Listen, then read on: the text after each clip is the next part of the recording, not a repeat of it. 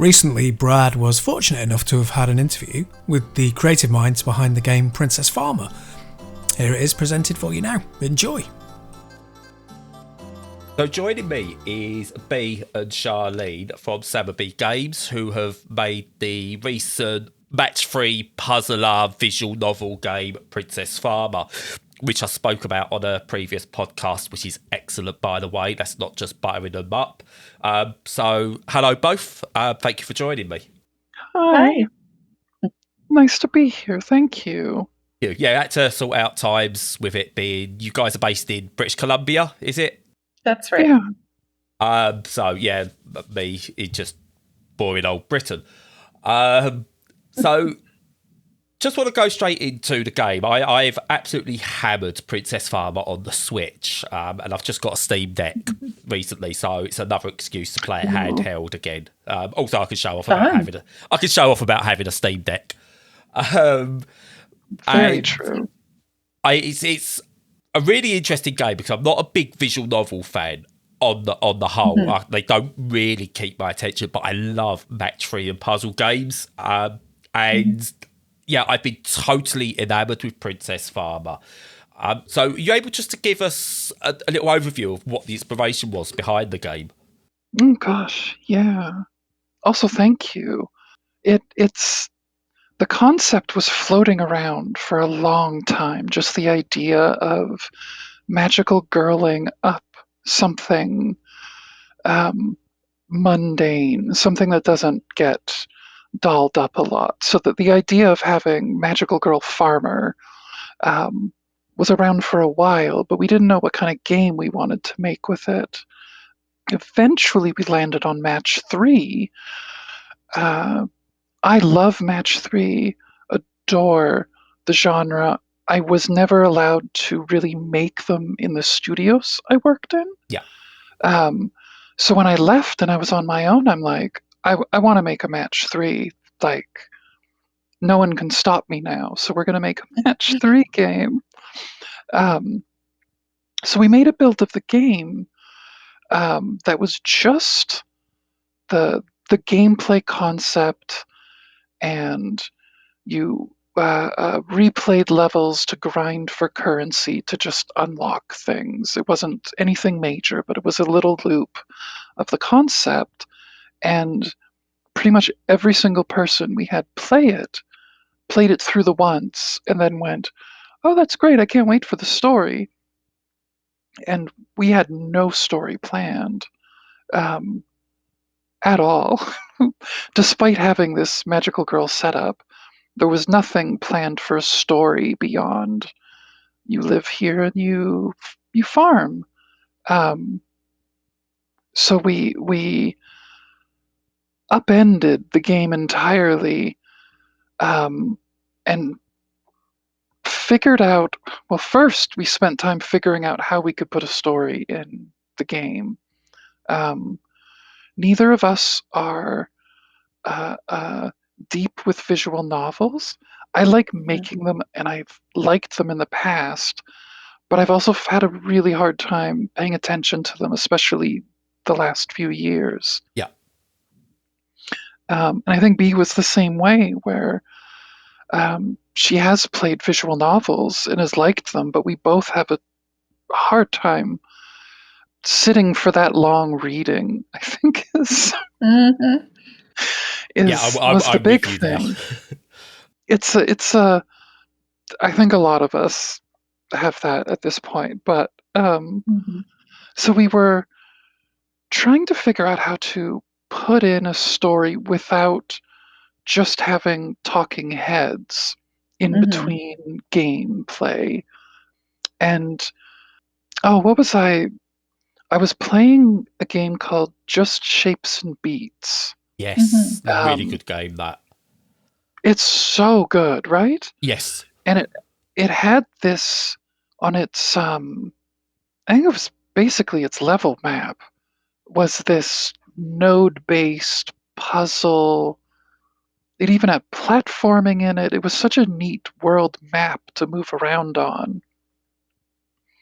I wanted to use that kind of movement for our world map, even though we didn't really end up going for a world map. We have more of a vertical scrolling level that you control with nodes. So we were able to keep the control scheme the same on the gameplay board and the storyboards without. Oh, I got in my head because someone made fun of me for saying boards. Because boards is what old people say. I'm old then, because that's how I would describe it. And to be fair, I am old, so they weren't wrong. So we were able to use the same control scheme across both gameplay and story, and we really wanted to keep the story as breezy as possible. So, like, one of the important rules was we wanted to make sure that the player pretty much always chooses what Princess Farmer is going to say. That was a really important thing to keep it, that you're more that you're more involved with what's going on. Yeah. I find I can drift off on a visual novel because there are some that are like, you don't have an input for a half hour. That's the genre. And I can just drift off. Or when the only input is to skip, I tend to skip. So if I'm watching a game for the very first time and it gives me a cinema and the one prompt that shows up is to skip, I skip it. Because that's the input it's giving me to do. So we wanted to try to make sure to avoid those kinds of flows, because they just seem to not get me interested in a story. And we figured others have this same sort of issue. Yeah. So that was the pillars of it. Once we figured out we're going to do a side-scrolling linear, but it will move from gameplay to story without changing inputs or scenes or having overlays, like just trying to keep that seamless flow, which was the most difficult choice to make. Scope-wise, it is absolutely the wrong decision to make, but it's the one we made. What I think you've done really well with the storytelling in this, as a father now, I tend to look at things a little bit differently. A lot of visual novels I tend to have to play handheld because they're suspect in some way. That I'd rather my daughter or even my son, when he was younger, wasn't really taking them in because of the visuals of them. And even then, if the visuals are okay, the story beats were a bit adult in theme as well. But what I found is you've got cute bunnies who aren't sexualized in any way, shape, or form. They are just cute bunnies. And the story is light enough. You kind of got that same magic formula that the best children's storytellers get, where a child can take it in, but an adult can get something extra from it. And I thought you've done really, really well there. And it's one like my daughter, she won't play it because she can't quite get the game mechanics, but is happily to sit there and watch me play it. We had to design this around our own child. Yeah. So it's that same thing where we have to work on something.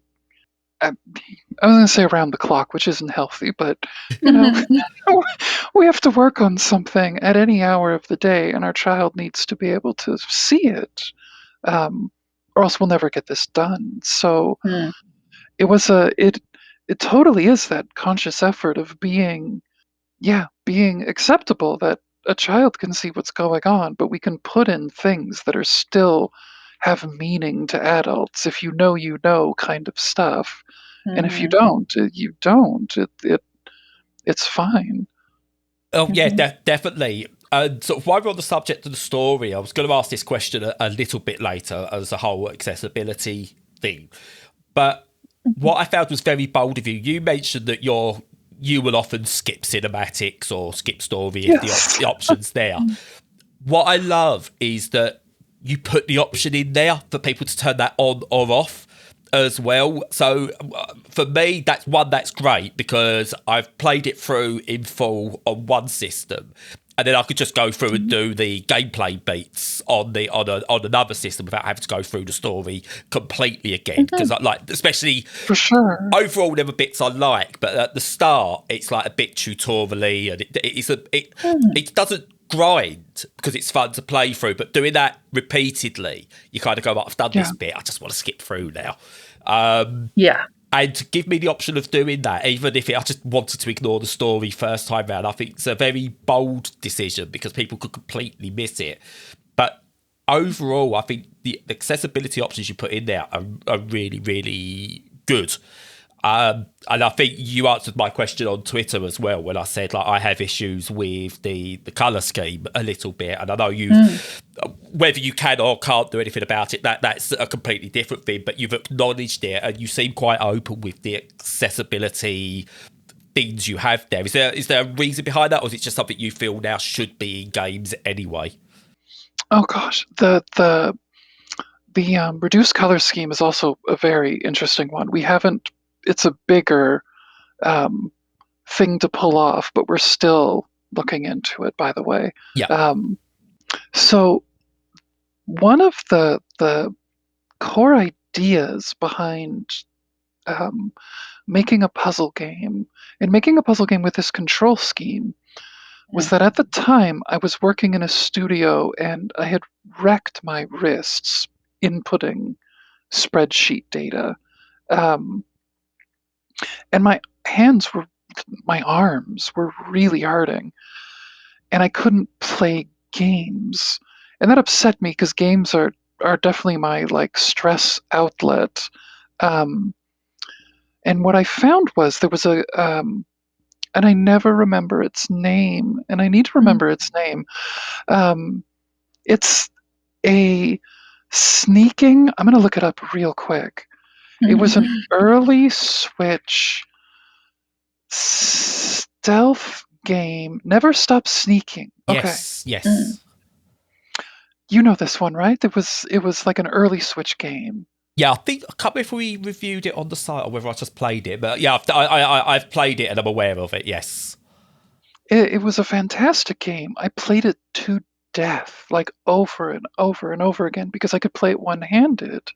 The entire game could be played with just, you have to press a button for menus now and then, but the gameplay was just one control stick, and I want to say it was a lifesaver. It's probably it really helped Yeah. in a rough time. So while that was happening, I was brainstorming control ideas for a game, and an important thing was the accessibility of being able to play Princess Farmer one-handed, because you can play it with just the WASD as your whole control scheme, and then spacebar now and then, or just the control stick will work for left, right, throw, and pull. So we just like a foundational thing is accessibility. I find the more accessible something is, the more I appreciate it. There's a game called First Night in. It's a series of games called First Night in Spring. Let me quickly search for this too. But it was such a lovely series that opened with one of the characters asking you about accessibility options, and it made me cry on the spot. Yeah. A Year of Springs, that's it. I've not heard of that one. I'm going to I'll make a note of that and check that one out. It's a visual novel series that was on Itch.io that came across to Steam. I cried on the spot. I just felt so, I don't know, it was overwhelming. And I wanted to try and do at least some of that. We definitely wanted Gaia to feel like you were getting a warm hug. But just trying to get some of that feeling was also important. And covering people on accessibility just helps with that feeling and helps people feel welcome. Yeah, 100%. To be honest, I didn't realise, again, because you've allowed it so you could use the like the D-pad, the analog stick, and the buttons all in conjunction with each other as well. So I've not noticed. I've not kind of not noticed that, or I've not consciously noticed it. I probably have used the control scheme as just single-handed and stuff like that before, without thinking about it. And what's really good, and I say what you've got is, as a disabled gamer, it's you kind of want the accessibility options there, but you don't want it being, oh, these are special options for you. You do still just want them to be, look, this is just the options for the game. If anyone can find use out of them, then that's great. And that's what you kind of get here. You kind of like with the control scheme, you've kind of baked it into the experience, which I really appreciate, because I haven't got to go and search out, or someone else hasn't got to go and search out certain options and turn them on or off, which is to the credit of something like The Last of Us Part 2, which has just got so many accessibility options. I was overwhelmed by what there was, and it was like, oh my God, that's... I really am different to what they expect. There's so many options, whereas there are certain games, and yours being an example, where it's pre-baked, so it makes me feel included rather than just, look, we just tack this on extra for you. Interesting. That's absolutely how that works, and it feels good. Both the like you said, it just feels good to be included, even especially when you don't know that you were included. Yeah. Just from the start, you don't have to tick a box to make it work for you. It can work from the start. We tried to work on making sure colorblind. We covered as many bases as we could. There were a lot of things we tried to make sure that we had without toggles and without requiring options to set up. Yeah. We have a thing where you can actually skip most story scenes just by walking through the scene. I noticed that, yes. Yes. I was like really surprised that I got to a thing, it came with Mark going, oh, press X or whatever it was on the system. And I was like, oh, I've just gone past it. Have I done this bit already? No, I haven't. I kind of like noticed that. I just went, wow, I can skip all this. I haven't even got to go into the dialogue. You can, if you're the type of person that doesn't even like, because we tried to keep the dialogue brief, but if even that is too much for you, skip it. Don't even talk to the person. If you're not engaged with the people, don't talk to them. Yeah, there's only a few. Brilliant. Sorry, I was got to say, that is kind of forced. That is brilliant. Opie, what were you saying? Oh, I was saying that there's only a few conversations that are like you have to go through them, you can't skip them. And those are usually just at the beginning of levels, just to explain what's going on in the level. Yeah, I get that as well, because you do need some flavour as to why it's happening as well. Because I found the story really intriguing. I don't know what I was expecting, because I went in semi-unaware of what I was getting the game. I just saw match 3 and went, yeah, okay, I'm up for this one.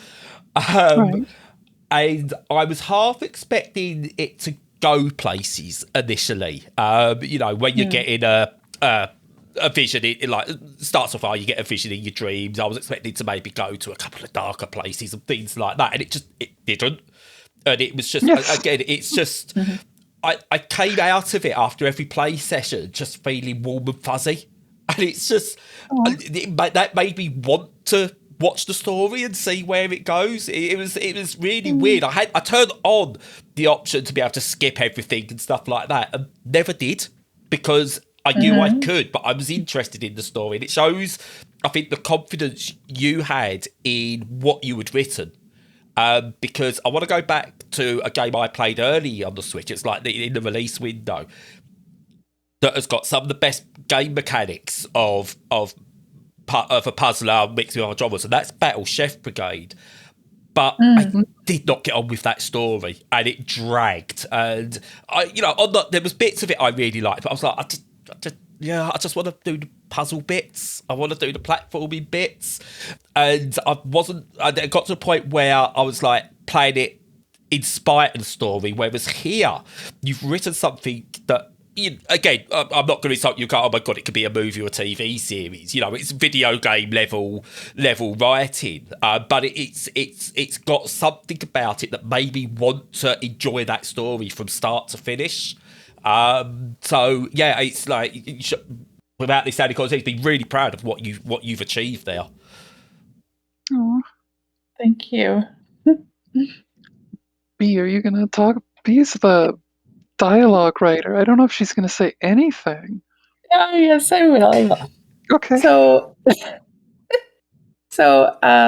I've wanted to be a writer since I was a kid, and I taught myself script writing some number of years ago, and that kind of showed me how to use less words to have more of an impact. So to be really picky about the words and that are used in the dialogue, and like Charlene was saying earlier, that we both don't really like visual novels because they do drag on. You just kind of like, okay. Plus, another thing that gets used a lot, I think, in video game writing is that like fake conflict of like just arguing for the sake of having words being said. Yeah. And so like I like to keep the writing as tight as possible, but as well, like I've really, really worked hard to convey that kind of warm hug feeling. Absolute safety. Nothing bad is going to be said or done. There were words that I refused to say in the dialogue. And if I can talk about this one thing that really ties into mental health, was I was writing the dialogue for one of the morning conversations, and with Gaia, and I was in such a terrible mood. I was just really sad. I was really self-critical. I was just really, really having a rough time. And I wrote this dialogue anyways. And I left it for a while, and then I came back, and it was just awful. Gaia was almost mean, and she just was overly disappointed. And it really made me realize, like, I need Gaia to be just safe and always supportive, always loving. She might be disappointed for like one line of the conversation, and then she's fine again. So it really struck me as like, oh, this is really important to get the right mood for her, especially. Yeah. So this is where I sort of, again, this is where I try and almost covers with what you say, battle with myself to try and say the right thing without it sounding insulting, so apologies if it does. So the dialogue choices you make, at the end of the day, they don't actually matter. I hope that comes across as correct, because usually when you have dialogue choices or a dialogue tree, they affect the game in such a grandiose way, or supposedly. But this, I think my first conversation, I went, oh, what do I put here? And then the further I went, I don't think it actually matters. I don't think I can actually do wrong by the game. Is that the case with it? So for the dialogue options, and getting into the programming part of this too. So there's certain buckets that for the character's reaction to what you've said. There's disappoint, depress, anger, impress, and flirt. So each of the dialogue options will put a certain point number, into one of those buckets. And so let's say you respond by saying, I'll do my best. And that means that the character that you're talking to will have like 5 points put into their impress bucket. Yeah. And then at the end of the day, when you go to bed, it'll take the highest number of those buckets and assign that relationship score to that character. So it would be impress would be BFF, flirt would be blushiest crush, depressed would be glum chum, anger is frenemy, and disappoint is disappointed darling. So those are the possible results for each of the characters. And if you get BFF or impress with the 3 characters that give you rewards, then you would get that reward. But if you don't get one of those results, then you don't get that reward. But that doesn't affect... So it does matter a little bit. But it doesn't affect, like, the overall... You're not going to get, like, a true ending and a bad ending to the story or anything like that. No. Because, I mean, I've played games, whether it's a visual novel or even sort of like an adventure-style game, where I spent ages deliberating over what do I do here to get the right ending. I remember playing, like, Persona 4 and spending almost an entire day on one decision. I played it on the Vita, putting the Vita to sleep in the, like, early in the morning and coming back to it later, having thought about it all day. And oh my goodness! Whereas everything, the writing here felt light and breezy enough that I went, right, okay, do you know what? I'll just make this decision. This is how I feel to this particular conversation. And I say I didn't notice anything where, like, the characters were turning on me or anything like that. So, from a mental health point of view, when you feel, you know, what is essentially a series of ones and zeros is starting to hate you, that can have quite a negative effect on your mental health for that time. No kidding. But yeah, here, just it's again, I don't want to sound like I'm like just blowing smoke up your ass because you're on the call with me, but I just felt so warm with the game. I couldn't explain it initially, but hearing you guys talk about it makes so much sense now. Yeah. Oh, I'm glad. Yeah. We tried. That was absolutely the goal the whole way through, was to make something comforting. We're both babies about content. Like so many games are secretly about darkness and death, and we're exhausted by it. Yeah. And we just wanted to make something that is not about that and doesn't become secretly about something deep and inside and evil. It's just, at the most, it's japes and tomfoolery. It's not much. The stakes are very low. She's perfect because I originally got into video games. I say I was 3 or 4, and I got an Atari 2700, I think it was, back in the 80s. And that was my first. But I then really picked up video games when I was at school, and it became almost my life when I was at school because I was really badly bullied. And I've spoken about this on the podcast. You know, I tried to kill myself 3 times over in school because of the bullying. But video games was always my release, and it was the likes of playing your Marios, your Sonics, and things like that, where it was escapism.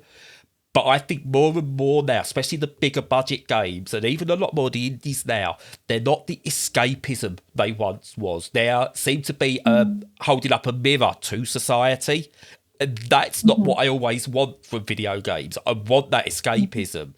And again, with this, and it's why I like the Wholesome Games group on Twitter, who promote a lot of the wholesome games. It's really good because they are the escapes that you do need. And again, Princess Farmer is one that perfectly encapsulates what an escapism is.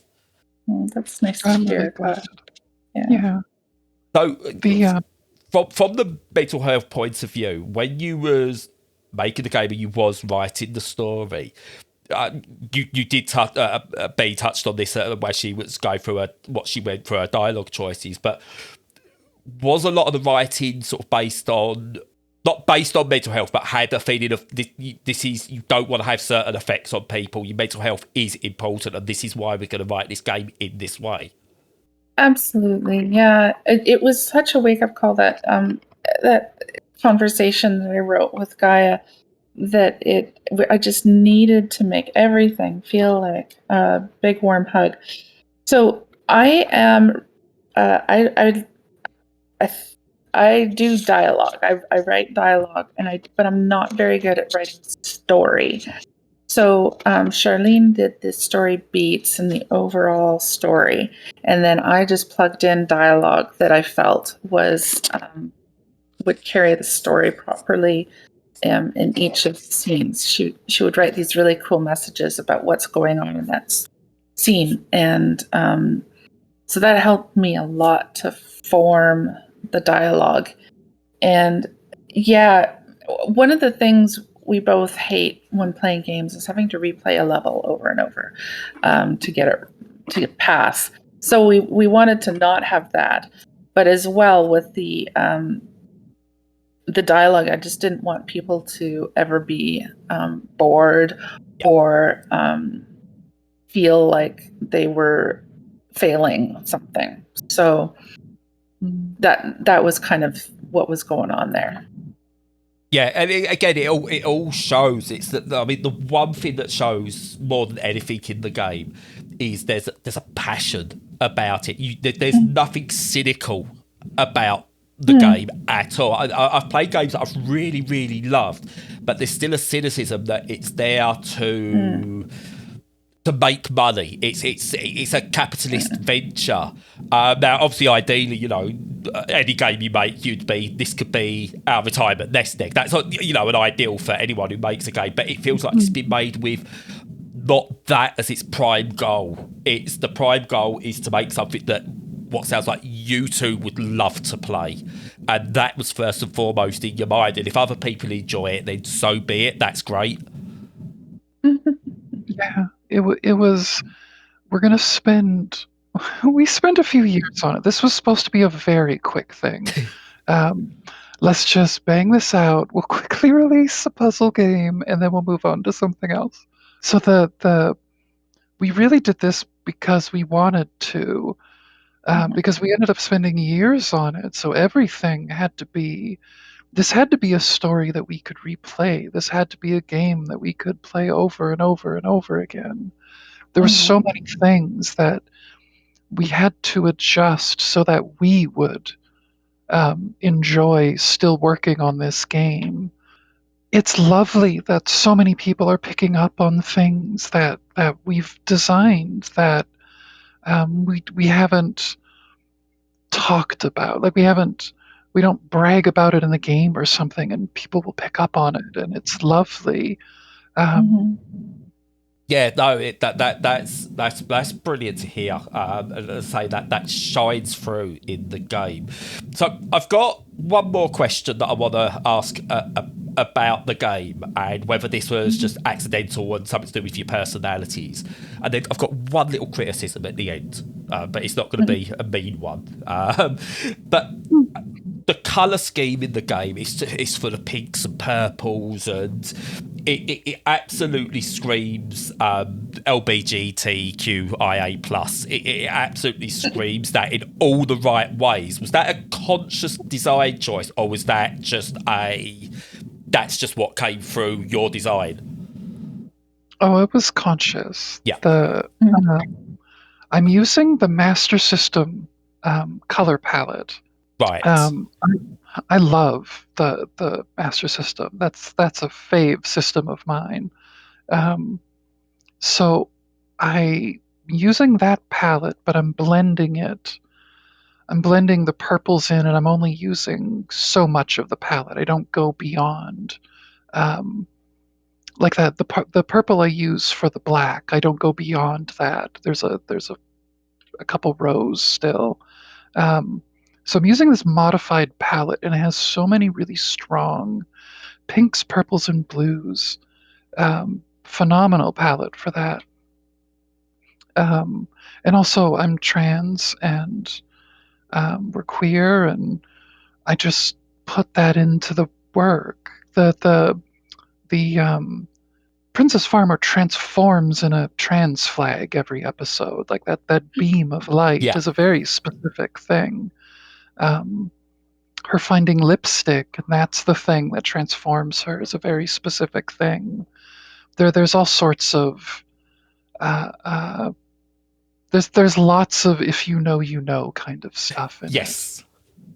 Yeah, no, definitely. I did notice that. I'm non-binary, and I've wrestled internally before with. I've never fit in with masculine stereotypes. I was brought up by a single parent mother and stuff like that. And when I was at school, I probably joined in with toxic masculinity because I wanted to fit in, and then I kind of went, actually, I get on better with women. And not in a sexual way or anything like that. It's just I got on better with women. And I'd sort of go, well, am I? Am I not? I don't know. And in the end, I just went, actually, I'm just me. So that's why I decided I don't believe I want to be, have a woman's body or feel like I'm a woman or anything like that. I just went, I'm non-binary. That's who I am. I'm just they, them. I'm none of any of the above. But there was a lot of story beats in there actually that I resonated with me. That it's only as you mentioned, I went, oh yeah, because even though you said right, if you know, you know, I think they're still subtle enough in a way that they're not like shoved in your face, which I think is a really good thing to do. So I mean, have you had? So I suppose a follow-up question I wasn't going to ask. Have you had any negative reaction to the overtly openness of the game from people, and how have you dealt with that if you have? Not yet. I think the only things I've seen are some comments on the PlayStation and Xbox YouTube launch trailer. Right. That was it. Just another. My favorite, another woke furry game. Right. Oh, that's a biggest favourite word, isn't it? Woke. As an insult, yeah. I love the idea of there being so many woke furry games. So there's a genre of them. Yeah. Yeah, I've not come across many, but okay, yeah, fair enough. If that is people see that every game's woke. I mean, what is your thing? Because I mean, should someone come up to you and go, "Oh, this game could be good, but it's so queer," or something like that? Does your attitude then become, "Well, don't play it. We don't really care for you as an audience"? Absolutely. Oh, yeah. I mean, the whole presence of the game should put off anyone who would hate pronouns and profiles, or furries, or queer people. Just the whole thing would scream, yeah, gay, and don't play it if you don't like that. Yeah, we said gay in our launch trailer, so we're very we wear it. It's not even on our sleeve. We just wear it. We tell you, people who hate queer people look at our game and hate it. They don't interact with it. No, they don't not even buy going to it. bother. Yeah, they're staying far away from it, which is on purpose. We're going for bright colors and aggressive pinks to make sure that the people who don't like that stay far, far away, so we can just be authentic and bring in more people. And as we kept developing the game, we added more identities as people were coming into our life. So, like, our child was coming out as non-binary. So we added Ro as non-binary to the game. Then we started to have so we had someone who goes by Fae Fair pronouns in our life. So we made a Fae Fair character. like it's just that inclusion of finding people that you want to feel welcome. Just having more people in your life that have a range means you want to show them in your art, at least personally. Yeah. Um, so that was, as the game went on, we just kept adding more inclusion because it is important. It's an important thing, and it's important to do it without making a big deal out of it. To just the I used to work on a comic that would have like a fat woman as the main character, and it never came up, and that was a huge thing. Just here are people that exist, and it's not their origin stories. It's not their whole What they need to being. become. Yeah, it's not about changing something. It's just here are people who exist with these identities, Yeah. and we're not changing them, and we're not calling them brave. We're not even calling out that they're different. We're just celebrating them instead. Yeah, I think there's a couple of games that there's one that does it really well, and I think Carpocalypse is one of them that does it really well. That has a female character who doesn't dress typically female in a wheelchair, and it just I think the only time it ever comes up is a student that would ask that sort of question asks it in passing, and it's the only time it comes up. It makes no odds to why they are good at the game or why they're good at what they do within the game, which I think again it's stuff like that is really really good. But I also like games that do the passive aggressive way. And I can't remember what the racing game was that had a flag filter on it. That if you turned it off, added more LGBTQ flags to the game rather than removed them. Oh my gosh! Which I thought, that was just chef's kiss. That was absolute chef's kiss, passive aggressive brilliance. That is good. What is that game? I want to play it. I can't remember. You need to Google it. If you Google it, it's an indie racing game. It's like a quirky one. To be honest, the game wasn't that great. I think I played it briefly. I was like, hey, it's not my type of racing game. But it was. I was intrigued when I heard about that and went, yeah, that's brilliant. More of that. For sure. So I like. one thing the game's missing. Where are my plushies? I need plushies. I love the character designs. I need plushies. That seems to be the thing these days. Is a plush has got to be released. So if you do want to milk some money out of it, you've got at least one sale if you make plushies. Appreciate it. We're thinking about it. Oh, for excellent. Sure. And also, I know you've got a quick play mode within the game that allows you to replay different levels individually, which is absolutely brilliant. The one thing I think it's missing, is some of the traditional puzzle modes. Were they? Because I know you said initially it was going to be just not a box standard, but going to be a puzzle game, and that was it. Were those ever in your mind to have like a basic timed mode and an endless mode, or that you'd usually see in a Columns or a Tetris or a Puzzle Fighter, those kind of games? Was that ever in your mind, and was there a reason those weren't included in the end? Those sort of things. 100%. They were. I have. I was looking through UI screens of all the different ways we were handling the different gameplay types. It was a nightmare. But yes, we used to be all about quick play. And then we kept hearing that people wanted story. So we went, okay, we're focusing on the story. Yeah. We're going all in on the story. And we can add quick play later. So we are adding quick play. I think B has not. I don't know if you can say, when is this coming out? I don't know. Soon. Excellent. I'll take that as an exclusive.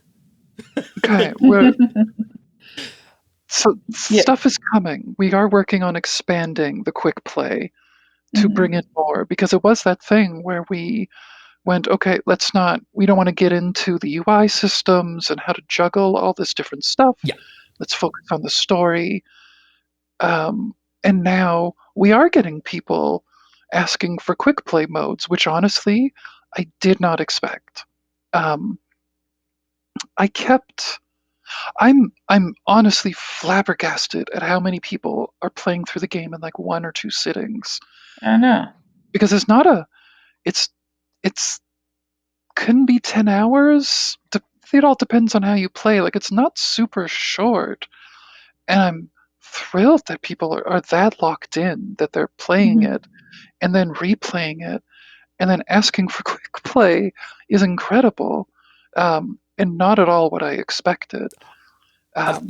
So the good news is we had some stuff, like at least the designs of how things should work have existed, but Bee has been working on. I don't know how much she wants to say, but she's been working on putting them back in. Yeah. She doesn't need to say anything if she doesn't want to. She wants to keep in them, because that's all I need to know. Because that's a testament to. We spoke a lot about the story and influences and stuff like that, but it's a testament to the core gameplay mechanics. That I finished it, I replayed some of the levels and things like that. I just went, I just want to play this mode over and over and over. Where's that? I just want to do that. And I think if you've got people asking you for that, that shows a testament that you've got what I think is the hardest thing in a puzzle game. That core mechanic is down. Even though I've seen other games that do that, you could drag things up and down to do the match 3 and stuff like that. It somehow feels unique and different to other stuff I've played. So it's, for example, like Mixolumia is essentially a Lumines clone, but it's like Dave Makes, who does that, has done something different enough with it that it feels unique. And Ecstasy is another one that feels like Lumines, but in a much narrower well. And again, but it feels unique. And I could go through and probably find bits that there are with Princess Farmer, so it's very similar to maybe something like Crossing Queue and stuff like that. But it doesn't feel like it's that game reskinned. It feels unique. And the fact that I want to go in, turn on a quick play and just play it, that is, and honestly, it's a testament to how good the mechanics are. That's really sweet. Thank you. So I love puzzle games, and Yes. I love that like 90s era of arcade action puzzle, and where you control a character is what a lot of those games are. And I really wanted to do something like that. I feel most at home designing that kind of thing. Yeah, that comes across again. There's nothing cynical about the game, and I generally won't put up sort of like games to go, oh, this feels like a cynical cash grab, unless it purely obviously is like a major AAA game with microtransactions and other bullshit in it and stuff like that. It doesn't feel like that, and it just again, everything just feels it's just made with a passion. And what I will say is thank you for making this game, because I've played games that have reached out to me in a certain way, and one of the reasons I wanted to make sure I did do this interview when you reached out to me was, I this is one of the most inclusive feeling games I've played in years, that has made me interested or maybe enjoy a genre that I don't particularly enjoy because it's mixed with what I do, but as they just completely wrap me up. So from me, thank you very much for making this game. Oh, that's really sweet of you. Thank you. Thank you.